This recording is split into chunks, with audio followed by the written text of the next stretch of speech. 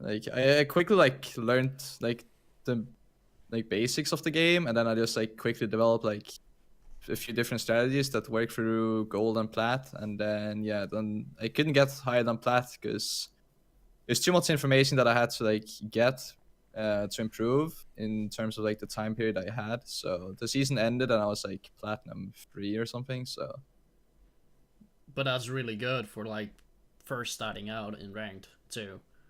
yeah, like even like the challenger players nowadays, their first seasons they got like plat and diamond, and then 1 or 2 seasons later they got to like the top tier level of the ladder. Yeah. So that's very, very like cool to just starting out like focusing on the game and actually having the thing to say like, hey, I want to actually become good at this game. Because like for you to be only been playing for such few years compared to so many people I've seen and coached beforehand that's been maybe been playing for like 6 years and still stuck in gold.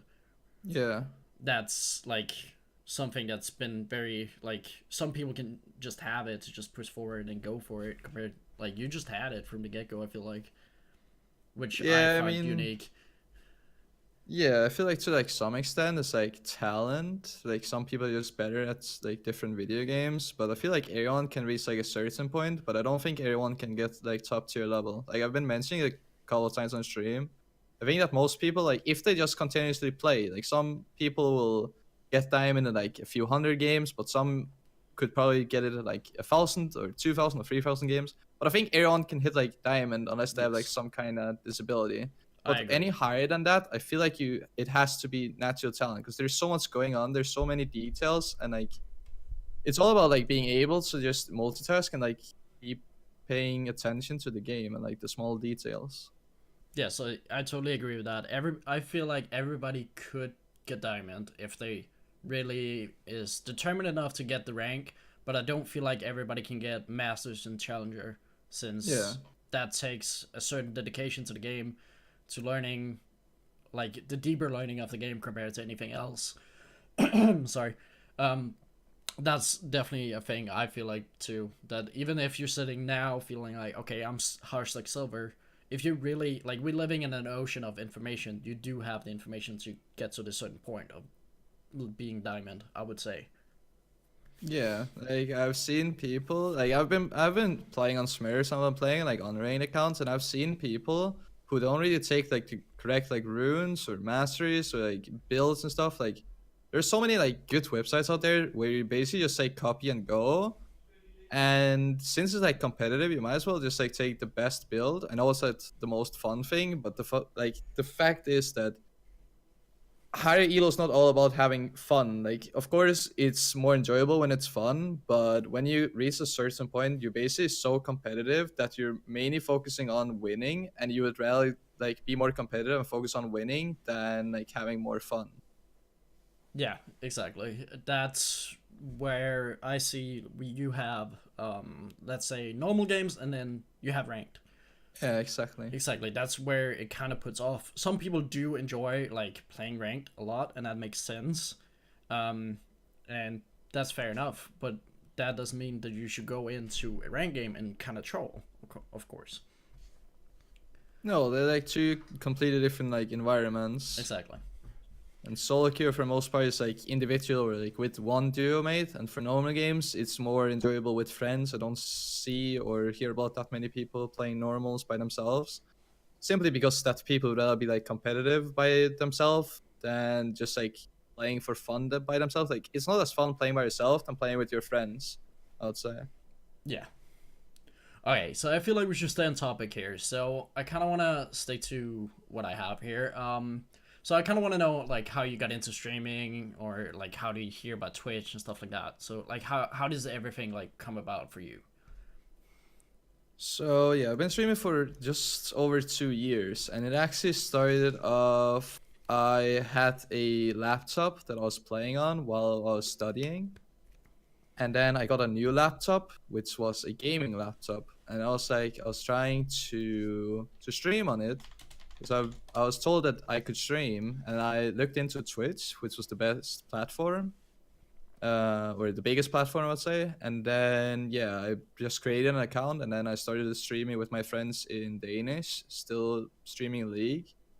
And then the bigger, like, I was actually surprised that my stream was growing so fast compared to like the usual Danish streams. I got 1,000 followers within 3 months. Wow, Um, that's but insane. then, like, from that point, it was basically going slower and slower. And then once I hit the 2K mark, I was basically getting like a few followers a day, and there was some stuff going on in the Danish community that I didn't really enjoy, that I didn't want to be a part of. And I Agree. almost quitted up streaming, but I gave English a chance because I saw a lot of English streamers beforehand as well from like learning experience.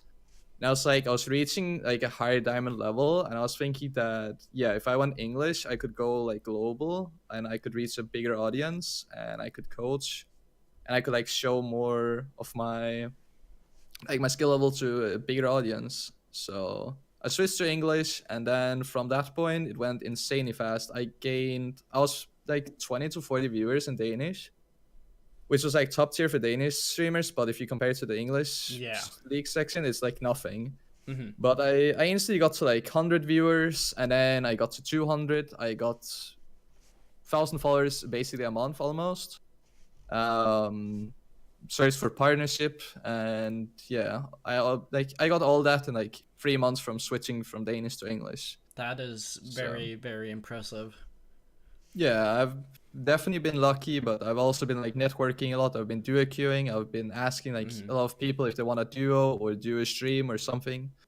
And yeah, I've been to different LAN events where I've been meeting like huge streamers and like asked them what's their best tips, and they basically gave me like some tips on how to stream and basically open up some doors that I just took and then grow from there. Exactly. Every advice you can get, why not just take it and try it out? You never know what's gonna happen. And from you, from streaming for sure, like what you said, 3 months time, Yeah. from going from like being a Danish streamer, stopping, and then going back to English streaming, or like jumping into English streaming, and then actually reaching partner that fast. That's impressive compared to like so many other people who's been maybe taking like 2 or 3 years to even get even somewhat close to partner. Yeah, like especially the Danish streamers. It's just the fact that Danish is not big enough to become a partner, and I could see that either I would have to stop streaming and be competitive and maybe try to go pro for League, but I didn't really want to become pro because it would require too much of like my time to just play one game and being like forced to play a game, which I didn't enjoy. And I was like, I really want to stream, but I don't really want to give up on streaming, but I don't want to stream either in the Danish. So my only option was going English or stream another game. So I decided to go English, and yeah, I've been streaming in English since then, and I've only been growing since then. Yeah, that's definitely the same, kind of like the same path I took when starting out. I started also in Danish, didn't feel comfortable doing it because I didn't see it going anywhere. As soon as I swapped to English, I saw numbers go up, and that's stuff that keeps you motivated to keep on pushing, of course. Um, and as you mentioned, other Danish streamers, like we've been seeing people play like I've been seeing the Danish side to it, and I see people up to like 500 viewers nowadays since what, let's say Fortnite came about. Of course, everybody jumped on that wagon, everybody Yeah. spiked on that one. Fair enough, that's what happens. But one thing, like I definitely think about this about you, but why do you think you're like unique compared to like other league streamers per se? Well, compared to like other bigger English streamers, I'll say that I have like a more personal like relationship to my viewers. Like some of the viewers, I know them more. I know their ranks, I know what they're doing, I know their age, I know where they're from. But also the fact that I'm just like really open-minded, and I can both like talk about the game for a high level for people to like understand it. So I can take it from a really high level and then basically do it like as almost a normal conversation and explain to people who are maybe not even introduced to the game. But I can also talk about like all, it could be any like news, it could be my personal life, it could be like I'm really open minded and I share a lot with my stream. So I think that's like what makes me a little bit unique from like the bigger streamers in English, especially if you compare it to like the league streamers. Yeah. That's yeah, I would actually agree on that statement. Somebody in chat asked about like some of you guys or some of them don't even know your real name actually. I don't know if that's something you want to share, but yeah. Yeah, well, the real reason why I'm not sharing my name, I could share like my first name, but the thing is that my name is so unique. So if like I do have private space, so I don't want to Yeah. like have people search me on Facebook or find my family members. So I've been having issues once where people got some personal informations about me and they were basically like threatening me on life. And yeah, I don't really want any kind of experience again because I was really scared back then, and it was back in Danish. There was an anonymous person who somehow like got some information about me, and then the more information he found, like the more he could get. So Yeah. yeah, he basically got a lot of information, and he was basically life threatening me, and I was really scared, and I actually took a break from streaming because of that. And I don't want to like have the same experience again with sharing like my personal name. So I have like my online name that I prefer being called online, and then besides that, I have like a personal life. Like Yeah. I'm not sharing my friend's name, I'm not sharing my family's names. Like they're like two different worlds, and I could talk about them, but I would not share them. Like as in, I would not introduce the No. one world to the other one, if that makes sense. That is totally fair. It makes sense when you have like something tragic like that happening to you. I fully agree. I wouldn't share anything either, to be honest, because that's not something you want to happen during your streams whatsoever. It's really not cool. Yeah, and I think most streamers like have been knowing or like seeing it. I've seen like even the huge streamers. I saw that Dr. Disrespect, like some people like actually took a brick and threw it through their window. I've seen gunshots. Like Yeah, he got shot I at know it's a America, couple yeah, times. and it's like I don't really want that stuff to happen. This is my job, and I am like I guess a public person, but I also have like my personal life, and I want to like kind of like have those two things separated. So. Yeah, that is fully understandable because like nobody wants anything like that to happen to them. I I've seen the Doctor Disrespect stuff, and I've seen some get threatened on stream that somebody literally wanted to kill him, and he reported that to the police and stuff like that. I Yeah. think stuff like that is insane. No streamer should go through that stuff. Um, so I also have a question. Like, what do you have achieved and or like found most successful during your streaming career per se?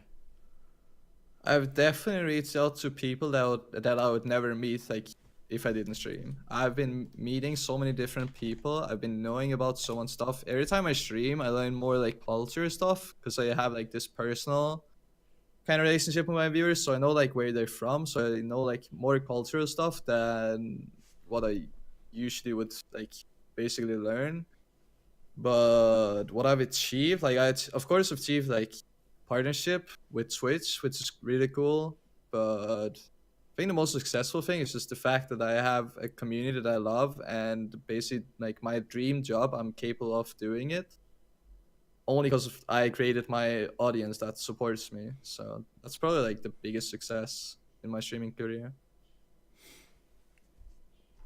Yeah, cause like I from like when you turn into my stream for the first time, and I start tuning into your streams more and more, I've seen from like what in a month's growth or something. I've been seeing you jumping like 100 viewers up or something within like a month on an average, which is like amazing. I mean, it kind of spikes. Definitely the preseason part when League was not really too popular and people didn't really care too much about the ranking system. My viewership fell down quite a bit. But as soon as rank came back and people were like, okay, I want to grind, then they're going back to these kind of education and informative streamers. So people came back, but with the ones coming back, there also came a lot of new ones who either wanted to go like even higher level, or they just randomly saw me on the Twitch League page, and then they were like tuning in because I'm a fairly new face in English still. I don't think that everyone knows me. I've been networking a bit with all streamers, so some streamers know me, but not all the viewers know like who I am or what I do. Yeah, and that's why I kind of want to create this like I wanted to create this podcast not for myself per se. I kind of wanted to create it for the streamers I have on the podcast to either get them to grow even more or bring in new people to the streamer. That is kind of like the point of this, if anybody was in doubt about that one. But yeah, I would definitely agree that I find you're a bit more unique compared to any other streamers, since you have that, like, you're so personal with the chat itself and kind of talk to more of the chat compared to any other bigger streamer, I would say. And so kind of also sticking to the league side here. So looking at the state of like league as it is now, do you see like the league growing as a game, or like the player base going up and stuff like that? Like if you see like the ranking system now, do you see people like I've seen a lot of people complaining about the new ranking system, for example. Do you see people like kind of putting league on the shelf a little bit or stuff like that? I mean, for Hyrule, it doesn't really matter because there's still only one tier for Master Tier and above. So no matter what region you're on, if you're Master Tier or above, you basically only have one league. But the position ranking system, it kind of depends, because I think for the average player, which is like bronze and silver for the most part, maybe also gold, I actually think it's a better system because the matchmaking system would feel better and you will have a higher chance of getting your main role. But for anything higher than gold, I think especially plat and diamond gets hit by this, because though like plat and diamond is like a semi-competitive level from my personal experience. Like people wanna grind, but it's just like they're going all in. They find their own balance between like having fun and basic grinding up through the ladder. And I think those are the ones who get like hit the most. Since the higher up you go, like the fewer players you have, so those like players in plat and diamond might get hit by both the autofill rank, but also the fact that they will have to play even more to just get the rank that they want. And then from like a one tricks perspective, again, if you're high, it doesn't really matter because you only have one tier as the old system. But yeah, especially for diamond, I think diamond one tricks will get hit a lot. Since if you're one tricking and you can only play that champion in one or two roles, you don't really care about the other roles and they seem like irrelevant, but you still kind of have to play them or take them seriously because they can still affect like your main rank or your main role. So it kind of depends on what type of player you are, what rank you are, and like if you're one trick or not, basically. Yeah, that makes sense. Yes. You like as a one trick. I know you mainly just play Kha'Zix, and of course I mainly play Fresh. But the thing is, I think it's easier for me to get my main roles than support is easier to get. I would say, compared to like jungle sometimes, especially in high elo maybe, or high elo more willing to swap roles sometimes, right? From what I've seen. In Hyrule, it basically depends on like how famous you are. If you're a really talented player and people know you in solo queue, they'll for the most part they give you the role. But the difference between high and low elo mainly, especially for like the difference in terms of what people prioritize as their primary and secondary role. There are fewer top lane mains in high elo, but there are more support mains. So most people actually get autofilled to top lane rather than support. Especially for high diamond, we have a huge amount of support. So even support players who pick primary, they'll either get autofilled as top lane or jungle, or I've also seen like mid laners who are mainly support but they got autofilled. Well, I don't. That's like the main difference. I don't think for support it's that bad to get like learning lanes on their own as a side role. I would say, since like you already know the map knowledge. Per se, if you play support, you should know at least like how to look at a map and know your awareness, and if you can just hold your lane, it shouldn't be that bad to get autofilled, I would say. I mean, I don't know, as a support I think it's really important, especially knowing how ADC works, so you have like synergy from like of course having XP perspective. But I think like if I had to say like what support players would usually pick as their secondary, it probably would be jungle, only because the fact that they have a few similarities compared to like pressure on the map, like warding system could be somewhat the same, paying attention to like different lanes and stuff. But they're still like two completely different roles. So Yes, I but yeah, mean, I agree. It's very similar in that matter. Also, minion wave, like how you look at a minion wave compared to like maybe some other people who don't know how a wave works per se, yeah, because that's very important for you in a lane or a jungle to know how waves work and which lane is going to be pressured. So yes, I agree with jungle and support kind of goes hand in hand in some ways. Um, So looking at League and like Twitch and so many small streamers with high low aren't like growing. Like, do you have any idea like how that like why is they're not growing or like what do you think? Like if you I've seen low viewer counts on high low players on Twitch at least. yeah, I've seen some too. Well, the thing is that if your name is basically popular on especially other streamers, so let's say that you get, I'll mainly compare it to NA because I've mainly been seeing NA players. Let's say that you are a new challenger player on NA and you're all playing other streamers who are challenger or like somewhat that level, like high Eloy, let's say, and people like reacting like, god damn, this guy's good, or who is this guy even, or this guy seems new. Like if you can get other streamers to like comment on the fact how good you are at the game, it's basically like a free shout out. Yeah. But I've also seen people who are high elo and they're like still competing against like the famous players, even like pro players and stuff in solo queue, and they're still small. And the thing is that, yeah, some people only cares about gameplay, but the thing is that people mainly also want commentary nowadays. So back in the day when Twitch was just starting, like if you're a pro player, you'd instantly just grow. But now even pro players, if they're not huge, like if they're not huge in terms of popularity on the team, or if they don't do any insane plays as like a team or a carry role, let's say, they still don't get a huge amount of viewers. So definitely have like your rank in the title, like let's say that you're top 200 or something, or multi-season challenger, and then add like some commentary and maybe even duo queue with someone. You could duo queue with a famous streamer just because you're rank. You don't have to be a big streamer just to do a stream. You can just be the same elo. So Mm-hmm. Yeah.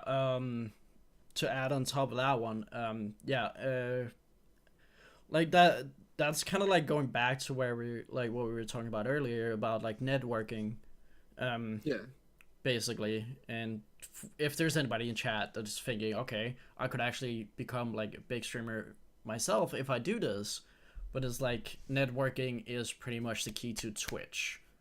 The more you network, the more you're gonna get out of it. um Not only from your own standpoint if you do want to grow as a streamer, but also getting into, I don't know, let's say Twitch rivals, stuff like that. If like you, I don't know if you've been watching that. I thought it was yeah, I have been interesting. watching it. Um, yeah, what is your thoughts about that actually? I think it's really good the fact that you can combine those two things, especially because we even have like a few smaller streamers in there with like the huge like top tier streamers for the league. This thing is really awesome. I know a few of them. I know Bustin and I know Chase Jaco as well. Chase Jaco's team, I think he won or he got second place. I can't remember exactly.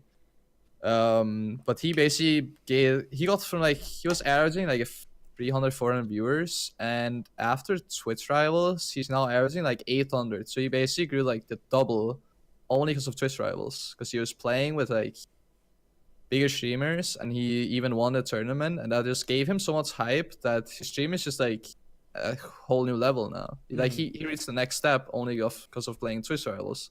But it's kind of sad it's only for NA. But then again, I also know why it's only for NA, or probably one of the main reasons why it's only NA is because in NA there's only one language, whereas in EU we have, So yeah, many different ones. so Yes. many different languages, and yeah, like people are not really comfortable streaming in English if they stream in another language, basically.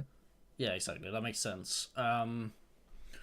But that's also one of the things I was thinking about. Like, if they do choose to do like a European one, um, if they find, let's say, English, like European English speaking streamers, and then go from there, maybe just choosing them.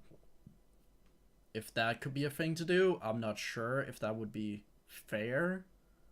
I mean, it could be a thing, definitely, but I don't think there are as many European English league streamers as there are on NA. And even if they are, I definitely think that there are only like a couple who are huge, and then otherwise it's like fairly smaller streamers for EU at least. Yeah. So yeah, I mean, it could be made, but I don't know. Like, I would personally like love to see it in EU. I was actually thinking about going to Twitter. I was playing from EU on an NA account because I have an account on NA, but I was like too late to even join a team and like talk with those streamers because I was always just starting networking at the time. So I What do you didn't think get of like? to. Wouldn't ping be a main issue? Yeah, for sure. Like I play on 120 average ping, but I still reach like Diamond 3 with a like 80 something percent win rate. So Oh, fair like, enough. I can play like few champions, but I also have to say, okay, these champions are like unplayable on this ping because yeah, like the delay is just meaning too much, or it's impacting my gameplay too much for me to play it on the level that I'm playing at. Yeah, cause like I saw Box flying out to East Coast just to play on a low ping, Yeah. which was like a little too extreme for my liking, I would say, just to drop down a few. But hey, if you're a Riven main and you want to time everything correctly, then fair enough, go ahead. I would say, cause like what Koreans play on a like 4 ping, right? They play anything from like 4 to like 8. I've seen. Yeah, I got a very low ping compared to us, cause I know Yeah. my ping is like 20. Yeah, 20.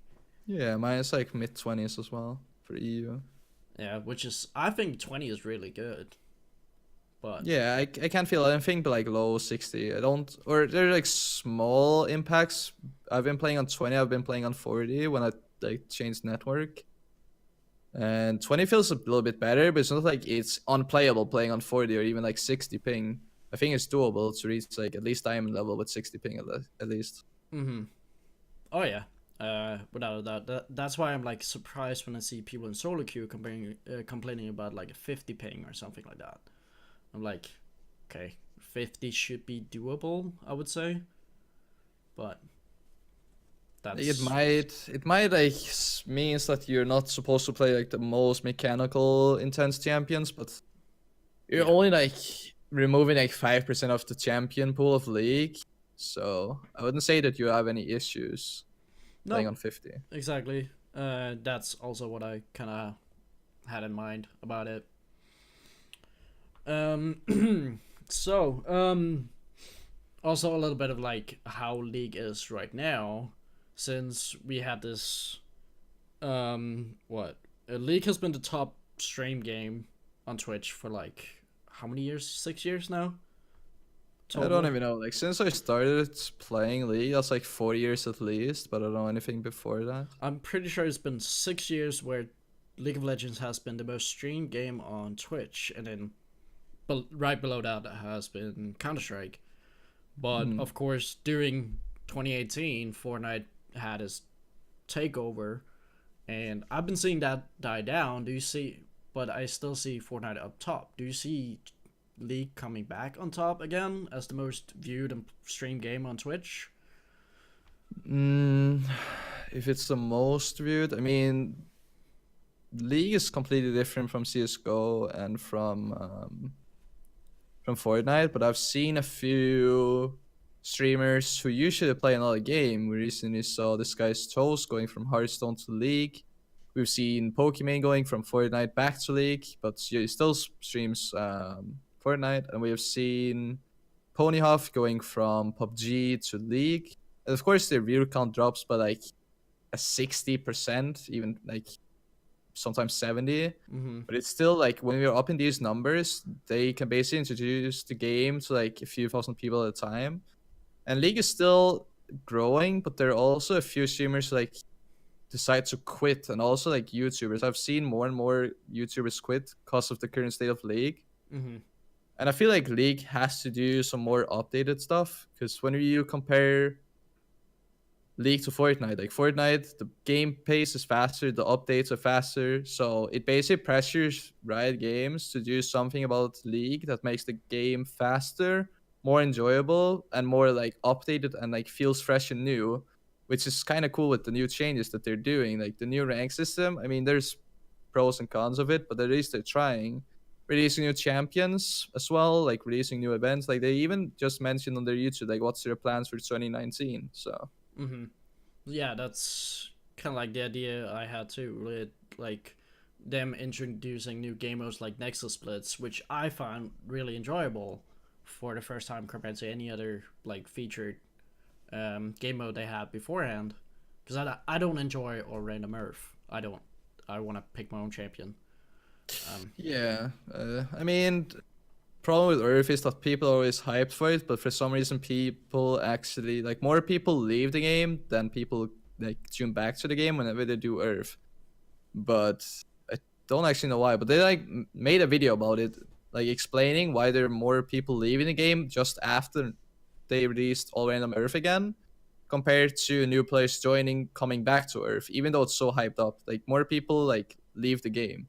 Mm-hmm. So, but they like made a video. I couldn't remember like what their explanation was of it, but it's happening basically. I might look into it after the podcast here and see what's up with it.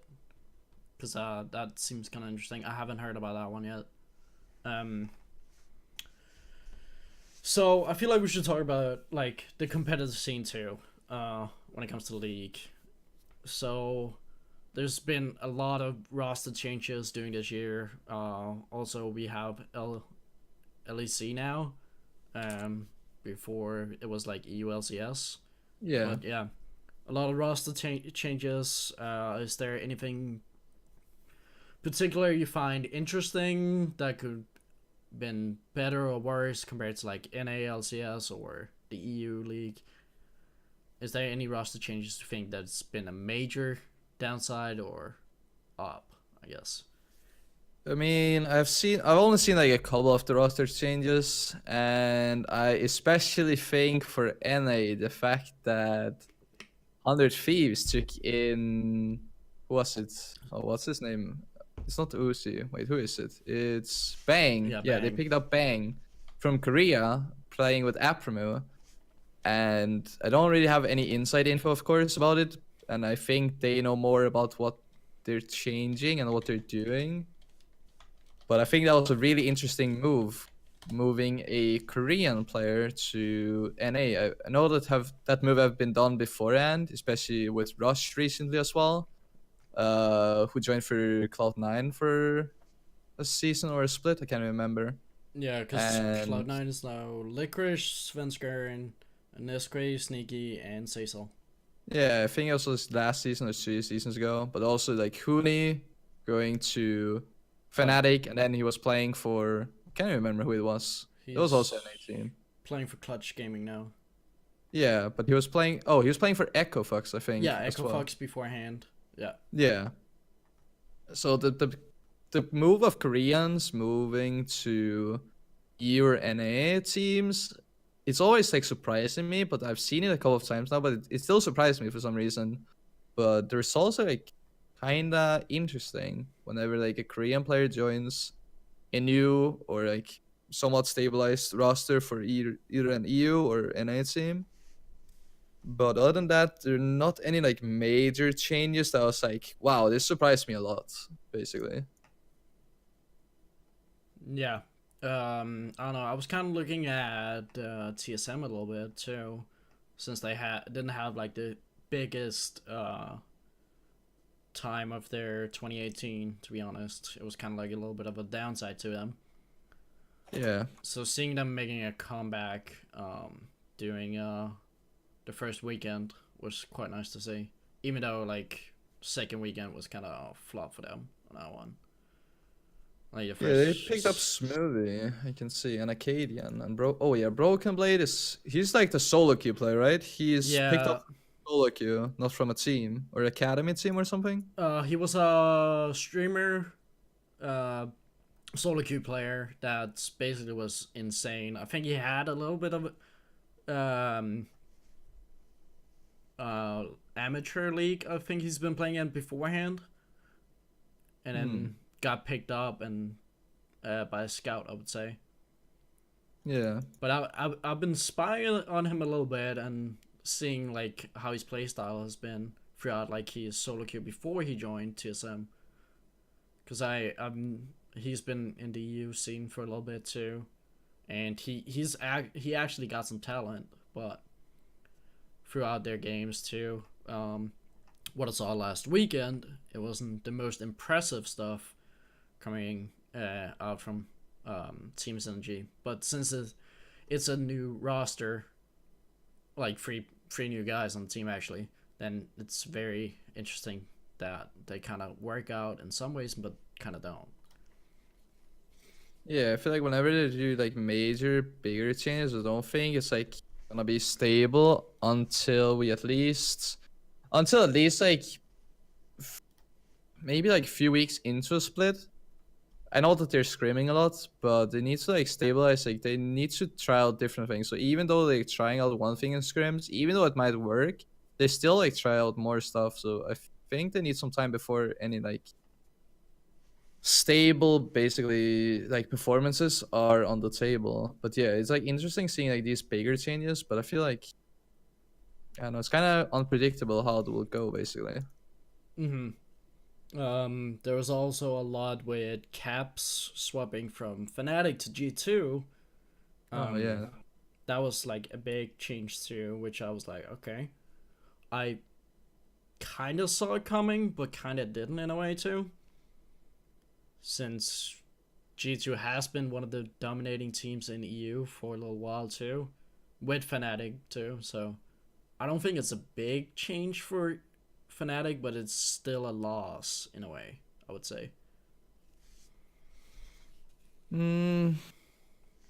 I don't know, like Caps moving to G2. It was like there were rumors about it fairly early on, and I was like thinking about it, and it kind of makes sense since when Caps joined, the Fnatic team was looking a bit different, and I think that he actually prefers like G2. I think like G2 has a really strong roster now compared Yes. to Fnatic. I feel like they're bit behind now with the new roster changes they did, but it didn't actually surprise me too much. No. It would be surprising if Caps moved to another region to play, but yeah, he's still in EU, so Yeah, we're top. that was one of my first thoughts too, that he might move to NA, since a lot of Danish mid players actually do that, going from EU to NA. Yeah, I don't know. That was one of the key things I saw in EU too, and there was a lot of people talking about like him moving to G2. yeah. Um, yeah. So still sticking to the competitive side. I don't know if you do watch the competitive stuff. If so, if is there any like teams you're kind of looking into, like rooting for, or you kind of just open minded to it? I used to watch especially. I like the 100 Thieves team from NA and the old. Like when Caps joined Fnatic, I was kind of hyped back then. The only team I was really rooting for was Echo Fox. Um, and who was it? Immortals. Because Dardock was playing jungler for Immortals, and I always like look at Dardock. He's, in my opinion, really talented jungler, both like solo queue wise and competitive wise. But as of right now, I don't really root for any team. Simply because my interest for like the competitive scene is not the same as it used to, but I still like look at some results or highlights from games. But it's not like I'm watching like every single game of any region. Yeah, that kind of like puts me into the next question quite well actually, because that was more like, how do you see like the competitive scene like these days? Is it like kind of like the same it's been for the past few years, or has it changed like quite a bit? I think there's less hype around it. Like I remember, I think also season 4 and 5. I think like the league competitive scene was really big. Like there's a lot of there's huge amount of teams with huge amount of support regarding like the pro scene, whereas now it's, I don't know, it just feels less hype. Of course, it's still a lot of people still watch it and it's still great, but it just feels like somewhat the same. Like the meta feels somewhat the same in the competitive scene. I think the only thing that like is different is like Korea. And yeah, basically Korea, and then Korean roster teams in either EU or NA where they try out different stuff. Other than that, I feel like it's pretty much like the same meta. And it kind of gets boring in some way. Mm-hmm. Yeah, because let's take last season, right? So we had Yeah. this little weird thing that Riot did with bot lane, or due to AD carries, where they kind of make the biggest change of I've seen in League in a while, kind of taking the AD carry role out and putting mages into it, which Yeah. I heard was like a disaster for some ADC players. Yeah, it did. I don't know. Like I see kind of the what Riot wanted to do. They wanted to make bot lane more flexible, and they always want like more or champions to be able to play more roles or fill out more roles throughout the game. But moving mages down to bot lane, like it made the game so AP heavy, and AD carries was just weird to play. Like everyone's playing Swain, and like it was just, it felt like a new game, but it felt worse. Like the change was just not what people was looking for. So yeah, some players just I don't know, like especially pro players, like they were hating it. If they didn't like playing AP mages, they're like, that was like the worst time of their life, I think, playing those mages as an ADC main. Mm-hmm. Because I was talking to some other streamers too, and we were kind of thinking about like the, like, let's say, viewing wise, for a viewer watching like LCS or something, I can see why it would be more interesting to watch, because there's a lot more going on compared to like a normal farming lane and Yeah. the trades back and forth. I can see that's more interesting, but I can also see that it's very, very um, frustrating for a player to play something they're not used to and completely change their playstyle in a way. And that's kind of chaotic to it. I think I don't know, the viewer experience might have been more fun because it's more like a kill lane. But I think it's just too different. Like people are just like questioning why people want to do mages in bot lane, and then they pick it up for solo queue. Like every time we see a pick, I remember like the finals of last year or 2 years ago, the MF support pick. I think it was Gorilla or something who picked MF support with Ashe AD carry, and people just like hyped it so much up in solo queue. Everyone else was playing it, but people didn't realize the fact that MF support is only viable in a few counter matchups with a very few AD carries, which is Ashe, just for the combo essentially. Mm-hmm. And people didn't like know that, so they were picking MF support with random AD carries and was basically solo losing so many games.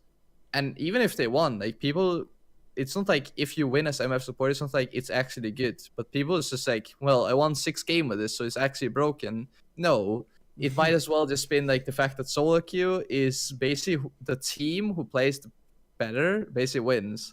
So you're not like solo queuing as MF support, and people just like, I was actually like dodging every single game I had MF support. It was like the worst time of my life.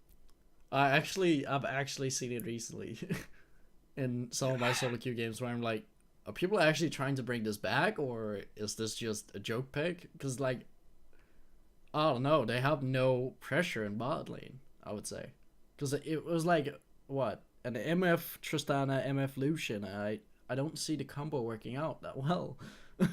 Yeah, well, it's kind of updated now. Now it's basically like playing Casio with Brand or Casio with Syra. Like going for this like combo mage bot lane that still works, but it's basically like the updated version of Ashe MF.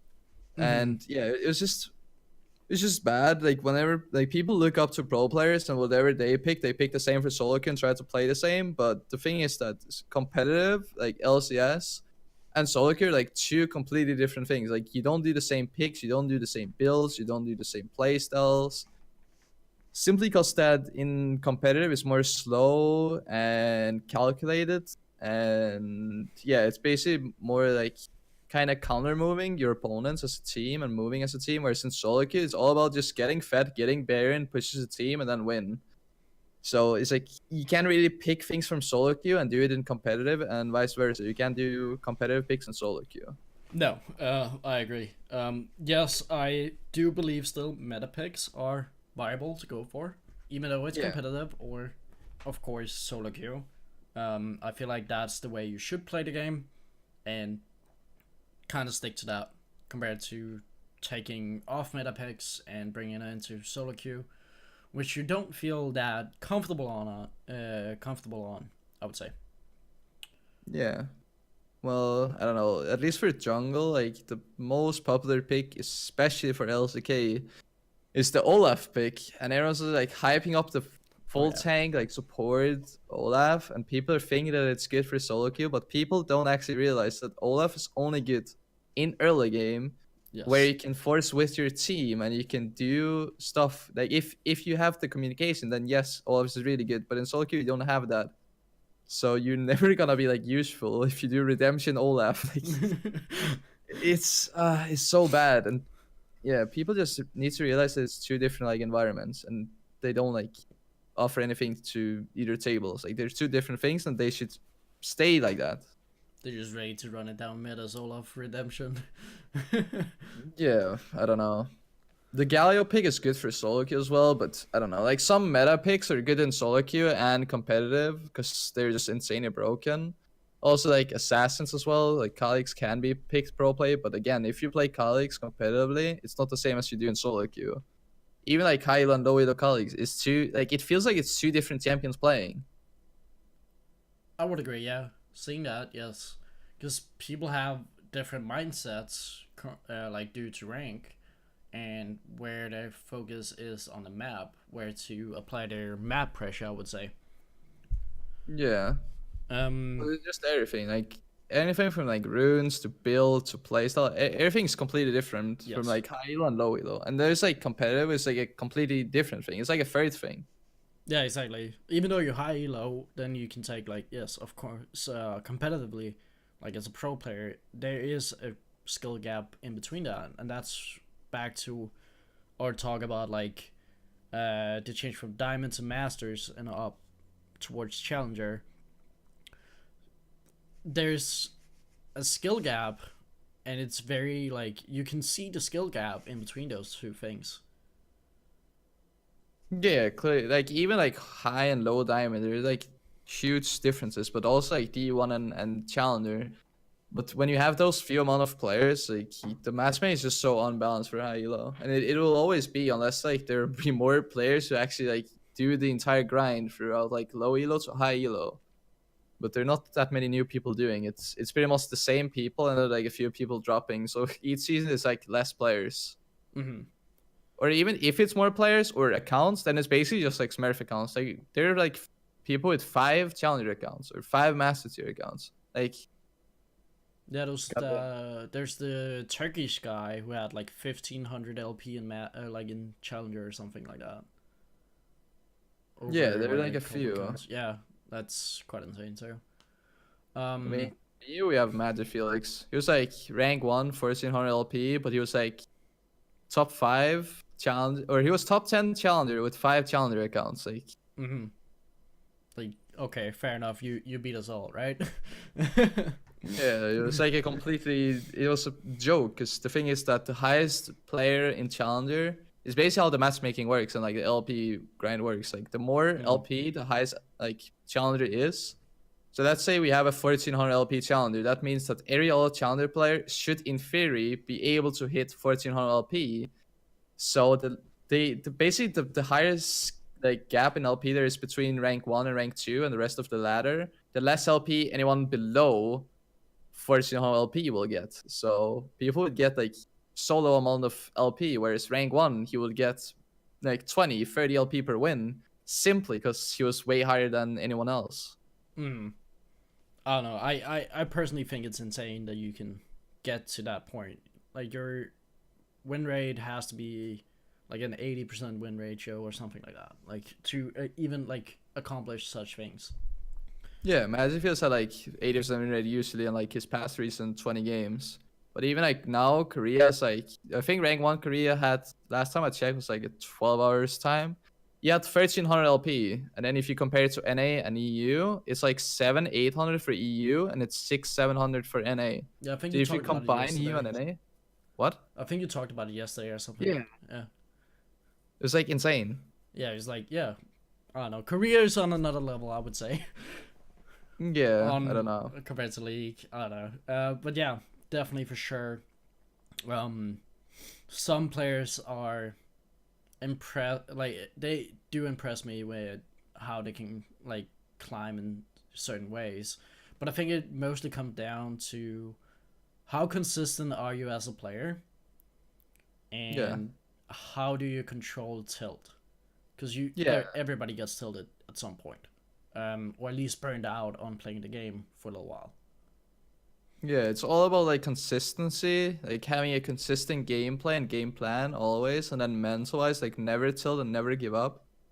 And that's like the difference. Like people are always joking about it, but it's actually like true. It doesn't matter if the most skilled player if you tilt, because then you're no longer like the most skilled player. Like it doesn't matter if you can outplay everyone like Faker, if you tilt after like 1 or 2 deaths, like it's only gonna go downhill from the start of the game.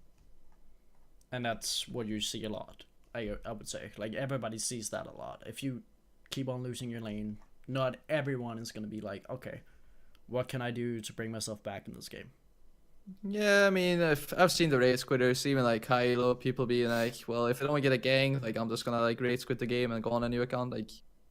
And it's even like I don't know if it's worse for low elo, but it's also happening in low elo. Like I've seen it in all elos that people just like tilt and they're like giving up and they're like spamming FF, telling people like just FF or I'll open, I'll stay in base, I'll stay FK, like stuff like that.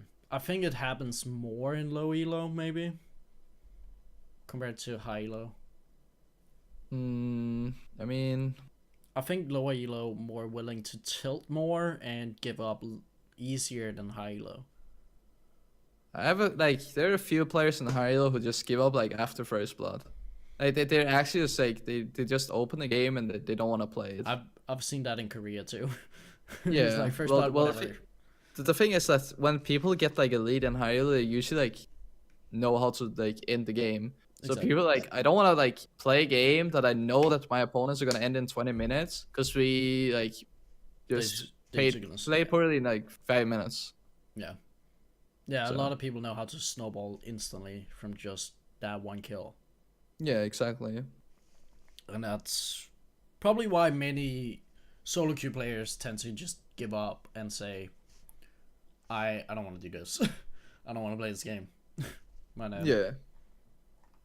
But yeah, those two things are like the most important thing for grinding. You don't have to be the most talented player in terms of like playing the most skilled champion and outplaying everyone. Just like play consistently, like farm, do like macros, and just like don't tilt. Like you can actually achieve like so high ranks if you're willing to do it. I'm not saying it's gonna be fun because you have to place like meta picks, but it's not as tough as people like make it seem to be. Of course, if you decide to play one champion that's off meta, it's like you're gonna lose so many games just because of your pick, and it doesn't matter how well you're actually playing. Because you have to do way more as an off meta pick. You have to win more. You have to snowball even harder than just like a regular pick where you need like 10 CS. You can solo kill with your core build, and once you get the solo kill, well, the lane is over. Like you won. Yeah. Actually, dumb sometimes. Yeah, it happens a lot in top lane. That first blood top lane usually tends to win the lane, and same with mid. Yeah. I've seen some matchups top lane though where the opponent can hit their item pyro spike and make the comeback in a 1v1 depending how they play. Of course, you can always outplay a guy that's like ahead of you and win and make yourself doing the comeback, or be lucky enough to get camped in a way by a jungler. Yeah, I mean, it kind of depends. Like for early game champions, they always have to do stuff early game, and then they'll like fall off later on into the game, and then like the tanks will slowly pick up. So, like, I've seen different solo queue team comps, but it seems like there is a meta, but it's not like everyone is playing the meta, even like high elo. Mm-hmm. Don't know if because it's early season or what it is, but yeah. But the AD carry changes like next patch. I think that AD carry will come back. Like this, yeah, this patch we had like the jungle nerfs, Yeah. and those ones were terrible. Like I feel like the 1v1 aspect of jungle got more skilled, yes, and the better you are as a jungler, the harder you can snowball. That's for sure. But the issue is that you're weaker against like laners. You can 1v1 laners. You'll actually just get one shot if someone uses prio. Let's say like if Vladimir walks from mid lane to a Raptors, like you can't fight him. You have to give up like the jungle camp, especially if the jungler follows. Mm-hmm. And I feel like the way that jungle moved from like impact on the game, I think that it was second most impactful role. So first up it was mid lane, and it was jungle, and then top, and then bot lane. And now I think it's mid, top, and then jungle. And next patch, I think it's mid, top, ADC. And since ADC is getting buffed, support is also getting buffed. I hope Like, so. and then it's jungle. So jungle is actually just gonna be like a slave role. Mm-hmm. And we might actually see like this Olaf redemption pick because it's like I'm just a second support. I have to do like nothing except keeping my laners ahead and be like, well, shit, I'm 4 levels behind. I can't do anything. So do you see yourself more towards the tanky side of jungle, or do you still feel like you want to play assassins? So I feel like people like champions like Sejuani, Maokai, and Jarvan may have a comeback. I mean, Rammus already a top tier pick. Like he's the best tank out there already. Sejani just got a damage and tank buff, but got less CC, and I Yeah. actually played it once. And she actually feels like strong. I usually don't play Sejani for solo queue, but she actually feels strong. Yeah, I agree. But yeah, you're basically like supposed to play around your laners. I think that if your mid laner is getting fed, like he can solo carry. If he's like picking Kassadin or Vladimir, if you can get him to late game, like he's actually just gonna carry you. Mhm. Same here for top lane. Yeah. I think it very much depends on like the picks. You can still carry as like Camille and Graves and Kha'Zix and Kayn and all this type of stuff, but yeah, it's just easier, and even if you fall behind, like as a tank, you can easily just come back as well. Like they're easy to play, straightforward. Even if you like fall behind, you automatically like come back. Mm-hmm. So yeah, I think tank is like slowly coming back, but it's not like we're back in when was it like season 6 jungle meta, yeah, like early season 6. I think it was the tank meta. yeah, with like Sejuani and Skarner and stuff. I remember I played Skarner for because he was fucking broken at the time. Yeah, Skarner had a lot of CC back then, and then got nerfed, unfortunately. Even though he Yeah, was like, dominant. he doesn't seem good anymore for solo queue because of QSS. That's one of the main reasons people don't like to pick him. Yeah. But yeah, that's how I also see the game, pretty much. That with the Camille nerf coming in, and it seems like they kind of want to bring back the tank meta. And that's also the meta I enjoy the most about the game. Because it makes people play more creatively and more around your tanks than just your carries. I think whenever it's tank meta, it's more like strategic rather than like Yeah. micro outplaying and snowball. So I don't know, like current jungle meta, I see like picking tank or picking like early game. Like since Xiao is really popular because he can early gank, Camille as well. Just like anything that can level 2 gang is basically good now.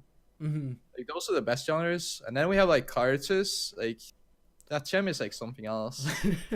if you can get away like with early, also like the Nas is like the thing is that Didn't he get nerfed Nas- again? I actually don't know. Like he you only get 6 stacks now, but since there's a cannon minion in like a siege minion in every wave, at some point in the game, it's not really a nerf. I would say he's still pretty strong. If there's a cannon minion in every wave, you can kind of just get that all the time and just get super strong anyway.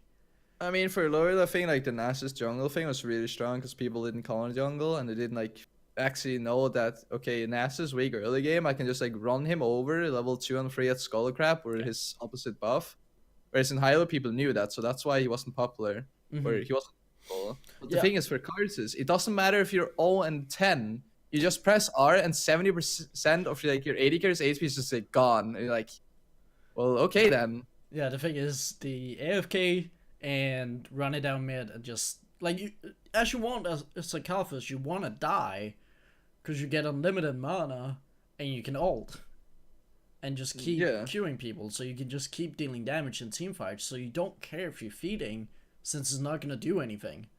Yeah, you, like basically just press R. Like you always have like Yeah. the advantage. It's just like Soraka ulti. Like if you're a pre-mid with Soraka, you can always do a trade, and if you, even if you like for some reason like you lose the trade, you'll still win because you have Soraka who can like ult you, and then you can still win. It's the exact same for Karthus. You can lose the trade, but you'll still win because you have Karthus, and he'll infinitely scale. So like, I think he was Especially 1k HP or AP, sorry. yeah, plus the Dark Harvest stacks that people do. Yeah. Also, like I've seen Predator Karthus as well. Like I don't. something else. How would that work? You basically just like run up to people, you slow them, and you press Q. It was like, okay, and then whatever, tower dive people, don't care if you die, and just let your laner get ahead. You have like a free gang every 30 minute essentially. Yeah. It's kind of like but yeah, that card is mainly being played, but I've also seen like a few Predator ones. I only seen Ellis play Kathos jungle with Dark Harvest. I've seen so many. I've seen so many in solo queue as well. But the thing is that, yeah, of course you have to like kill them early game, just like kind of slow them down a bit. But But eventually, yeah, at some point he will just like stall the game and he will release like free AP items and he will still damage you. But Yeah. then again, you can buy like I personally buy Edge of Night as colleagues every single time against Karthus. Whenever he presses ult, I press Edge of Night, and I think that APs should do Hourglass, but it's just so awkward. Like everyone's just like pressing Hourglass or stopwatch like in the middle of a team fight, like 30 minutes into the game, and like, okay, how are we gonna win this one? Yeah. So. I would say save it for useful moments compared to like, oh, can I survive an extra second in lane and still die? That doesn't matter. If you actually know you can turn a fight around by doing it, use it then. I don't know. I think there's a lot to Hourglass and stuff like that. QSS, depending on when you decide to use them. Yeah, I don't know.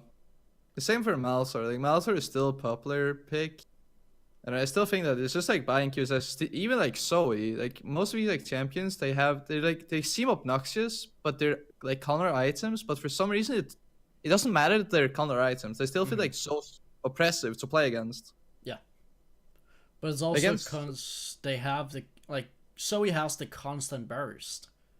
Yeah, like Zoe, I have to buy QSS early. Like, she's basically stalling my power spike in terms of damage output, only because of the bubble. And yeah, I don't know.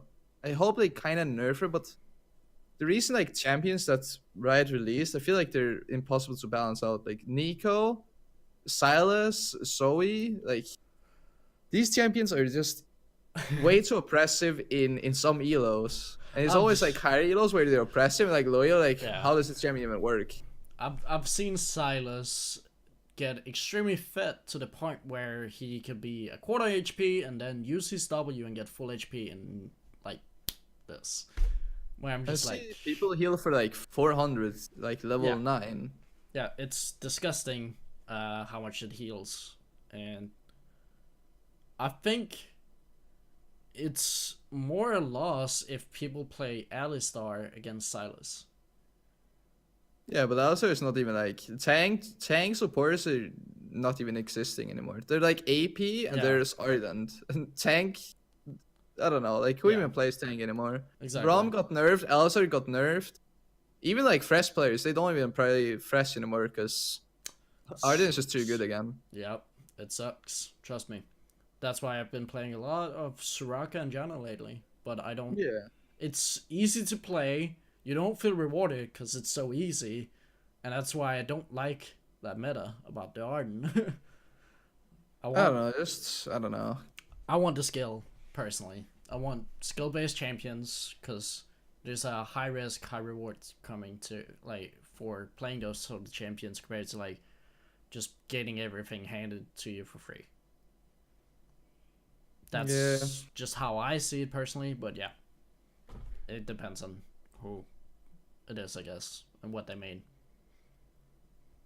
I don't know. Like patch 9.2 was like it seemed okay because mid lane champions like the meta mid laners definitely got nerfed. We don't see Galio anymore. Like that champ was too disgusting, but He lost a lot of burst too. I don't know. Like I still think Akali is really good, but she's getting nerfed again next patch. I still think Nico is good, Zoe is good. The AD mid laners are apparently like getting buffed indirectly, and Kassadin still seems strong. Late game Vlad still seems strong. We see Lissandra and Malice coming back. Like Mordekaiser it rework. yeah, it doesn't really matter what Riot does. I still feel like mid lane has too much presence. I think a good mid laner can carry mid and jungle in the same game throughout like early and mid game. Agree. Only by having like prio and invading and solical pressure or like mobility to roam. Yes. Oh, yeah. I've been looking at the time right now, and I feel like we're getting towards the end here, too. So, is there any tips towards streamers? Anything you could give out for new players, streamers, whatsoever? That's maybe gonna watch this on YouTube or anywhere else that it's gonna be sitting at later on. Okay, I actually have like a document for Twitch. I'm gonna like do a few ones that people might not seem to know about for streaming. Go ahead. I think like the most important thing for streamers is collaborating. Like if you can collaborate with someone or network with someone, that's like the easiest way because you're both gaining viewers and followers, so you're basically growing together, and that's easier doing it like with someone than by yourself. And you can either do that by looking at like the viewer count and host someone who's like somewhat the same viewers and hope that he or she will host you back, or ask like in DMs if people want to like either do a stream, do a queue, do like 5v5 normal games, like any kind of like event. Or even if like small streamers do like instead of doing viewer games by yourself, then do it with your streamer. If you don't have like 4 viewers always there to join, collaborate with another streamer and then get 2 viewers from one stream and like 2 or 1 viewer from another stream, and then you're essentially 5. Another one would be like special event streams. I recently did a 24-hour stream, my first 24-hour stream ever, because I had 5k followers on Twitch. And yeah, people was like hyping it up so much, and I got a few hosts as well through that, so that was really nice. Or charity streams, it could be anything basically. And yeah, basically like network in some kind of way. Like it's actually really important to network. It doesn't matter if you stream for 8 hours a day, you'll still have like a few viewers and not gain that many followers only because you don't network. Like if you're not big, you're not getting that much exposure. The higher you get on the viewer list, the bigger you become, the easier it is to grind. That's like my personal takeaway from Twitch. Mm-hmm. And for new players, just use like statistic websites. There's like anything from UGG, OP.gg, Overwolf apps. There's Blitz.gg. Like there's so many like websites that you can use for basically free information about the champions, like the buffs, the nerfs, the builds, the runes, like basically everything. And you can like set it up in champion select. Like look, what's the best champion? Okay, I'm gonna pick this. Look at what it like the runes and the summoner spells, and then just follow the build, and you're gonna perform like way better than sticking to your own thing that you just recently like figured out like maybe this will work or no. So that's probably like the best tip for new viewers, or like go to educational streamers or ask higher elo people like how to play your champion or the game or role or anything. Yeah. Yeah. Very nice points. Because we're living in an ocean of information since we have the internet, basically. There's all the information you need to know about the game, streaming, so on. There's everything you need to know.